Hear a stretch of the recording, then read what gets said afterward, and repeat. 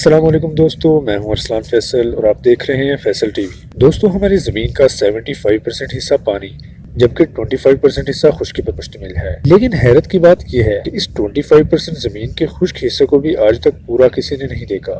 ایک اندازے کے مطابق زمین کا 50% سے بھی زیادہ حصہ ایسا ہے جس کو ابھی تک ایکسپلور نہیں کیا گیا۔ زمین کا یہ ان ایکسپلورڈ حصہ اصل میں آرکٹک ریجن، گھنے اور خوفناک جنگلات، بادلوں سے باتیں کرتے ہوئے خطرناک پہاڑ اور دور دور تک پھیلے ریگستان ہیں جہاں پر انسان کا جانا کافی مشکل مانا جاتا ہے۔ البتہ جو بھی ہے، ہمیں کم از کم یہ معلوم تو ہے کہ ان جگہوں پر آخر ہے کیا۔ لیکن آپ کو یہ جان کر حیرت ہوگی کہ زمین کا سب سے بڑا حصہ ایسا ہے جس کے بارے میں انسان لگ بھگ کچھ بھی نہیں جانتا، اور وہ حصہ ہے سمندر۔ اس سمندر کے بارے میں انسان صرف اور صرف 5% جانتا ہے۔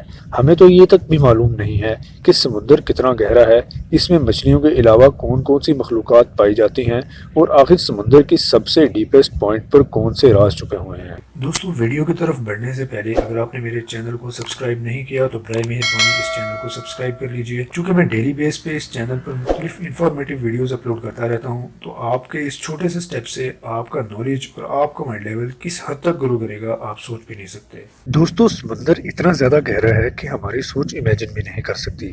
ریسرچرز اور سائنٹسٹس کے ایک ایسٹیمیٹ کے مطابق اگر ہم دنیا کے سارے پہاڑوں کو، ساری زمین کو اور تمام بلڈنگز کو کاٹ کر اوشن میں پھینک دیں تو یہ پوری دنیا 3 کلومیٹر گہرے پانی میں پوری آ جائے گی۔ سمندر کی گہرائی کے بارے میں ریسرچرز کے اس ایسٹیمیٹ کو سمجھنے کے لیے ہم سمندر کی سرفیس سے شروع کرتے ہیں۔ اوشن کی سرفیس سے 40 میٹر نیچے تک کا ایریا وہ ہے جہاں تک اسکوبا ڈائیورز کو جانا الاؤ ہوتا ہے۔ اس کے بعد 93 میٹرز کی گہرائی پر فیمس برٹش شپ لوسیٹانیا کا ملبہ ملا تھا جو 1950 میں ڈوب گئی تھی۔ اس سے تھوڑا ہی نیچے 100 میٹر کی گہرائی ڈائیورز کے لیے انتہائی خطرناک ہوتی ہے۔ اس پوائنٹ پر اگر سی ڈائیورز احتیاط نہ کریں تو ان کی باڈی کے مختلف پارٹس کام کرنا چھوڑ دیتے ہیں۔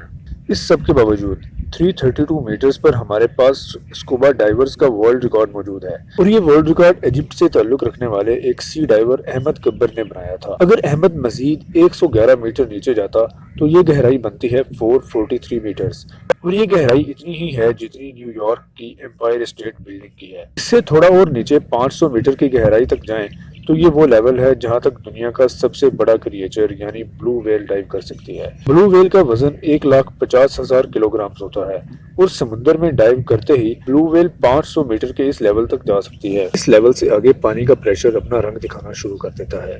535 میٹرز پر کسی نارمل انسان پر پانی کا پریشر اتنا ہوتا ہے کہ جیسے ایک انسان پر موٹی تازی بھینس کھڑی ہو، لیکن ایمپرر پینگوئنز میں اتنا پریشر برداشت کرنے کی کیپیسٹی ہوتی ہے، اسی وجہ سے وہ 535 میٹرز تک ڈائیو کر سکتی ہیں۔ اس سے نیچے اگر ہم 830 میٹرز تک جائیں تو وہاں دنیا کی سب سے اونچی بلڈنگ برج خلیفہ کا ٹاپ پایا جائے گا اگر اسے سمندر میں الٹا کر کے رکھا جائے۔ یہ سمندر کا وہ پوائنٹ ہے جہاں تک سورج کی روشنی پہنچ سکتی ہے۔ اگر ہم اس سے تھوڑا اور نیچے جائیں تو 1000 میٹرز کی گہرائی پر سمندر کا وہ حصہ شروع ہو جاتا ہے جس کو اسکیری زون کہا جاتا ہے۔ یہاں سے نیچے سورج کی روشنی نہیں پہنچ سکتی، ہر طرف صرف اندھیرا ہی اندھیرا ہوتا ہے۔ اس لیول پر پانی کا پریشر 1500 PSI ہو جاتا ہے۔ یہ اتنا پریشر ہوتا ہے جیسے کہ ایک ہاتھی ایک غبارے پر کھڑا ہو۔ یہ سمندر کی گہرائی صرف سٹارٹنگ ہے۔ اگر اس سے نیچے ہم 4000 میٹر کی گہرائی تک جائیں تو اوشن کا وہ حصہ سٹارٹ ہو جاتا ہے جس کو ابیسل زون کہا جاتا ہے۔ یہاں حیرت انگیز طور پر پانی کا پریشر 11000 PSI ہو جاتا ہے، یعنی یہ اتنا پریشر ہوتا ہے جس میں ایک نارمل انسان کا جسم پھٹ سکتا ہے۔ دوستو، سمندر کے اندر اتنا گہرا جا کر بھی ریسرچرز کا یہ ماننا ہے کہ یہ سمندر کا ڈیپسٹ پوائنٹ نہیں ہے، بلکہ یہ وہ حصہ ہے جہاں تک انسان جا پایا ہے، اور یہ سمندر کا صرف 5% حصہ ہے۔ مطلب یہ کہ انسان نے سمندر میں جو کچھ بھی دیکھا ہے، جہاں تک بھی گیا ہے، وہ اوشن کا صرف 5% حصہ مانا جاتا ہے۔ یعنی اوشن کے 95% حصے میں کون کون سی مخلوقات پائی جاتی ہیں اور وہاں پر کون سے راز پوشیدہ ہیں، یہ ابھی تک کسی کو نہیں معلوم۔ تو دوستو، آپ کو یہ ویڈیو کیسی لگی مجھے کمنٹ سیکشن میں ضرور بتائیے گا۔ آج کی ویڈیو میں اتنا ہی، اگلی ویڈیو تک کے لیے اللہ حافظ۔